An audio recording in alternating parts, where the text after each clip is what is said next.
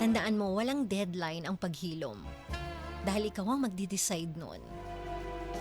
Kaya di ba dapat yung happiness natin, hindi natin dinidepende sa isang tao. Kasi kapag nag-end lahat, wala ka nang natira sa sarili mo. Kaya kailangan mo ring magtira para sa sarili mo. At hindi na sayang ang 7 taon mo, Abby. Kasi hinubog ka nun. Hindi ka nabawasan nung nawala siya. May mga parte na kailangan mo lang munang buuin mag-isa.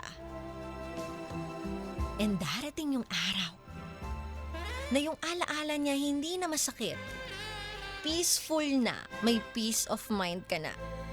Parang kanta na minsan mong minahal, pero hindi mo na kailangan ulit-ulitin. At kapag dumating yung araw na yun, masasabi mong okay na ako at masaya ka na talaga that time.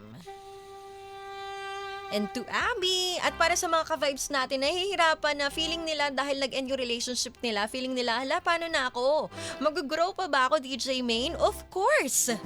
Kahit wala yung taong yun. Kasi isipin mo, bago naman siya dumating sa buhay mo, nabuhay ka ni. Dagdag lang siya dun sa istorya mo, pero natapos na yung character niya. You need to move on. At paano ka makaka-move on kung nandun ka pa rin sa pahina na yun? Paano papasok yung mga bagong character sa story mo? Kung hindi mo papalitan. And sa tamang panahon may darating. O kahit wala muna. Ang importante yung buo ka. Sapat ka? At mahal mo yung sarili mo. Kasi minsan akala natin kailangan natin mag-move on agad para matawag na tayo ay matapang. Tayo ay strong na tao. Pero hindi kasi yun ganun. Hindi mo siya minamadali.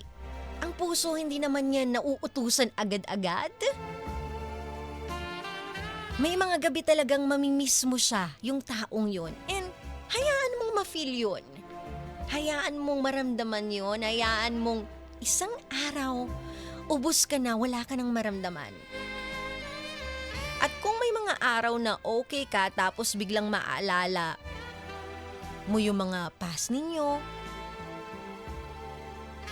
normal pa rin yun. Kasi part yun ng healing. Sabi nga, healing is not straight.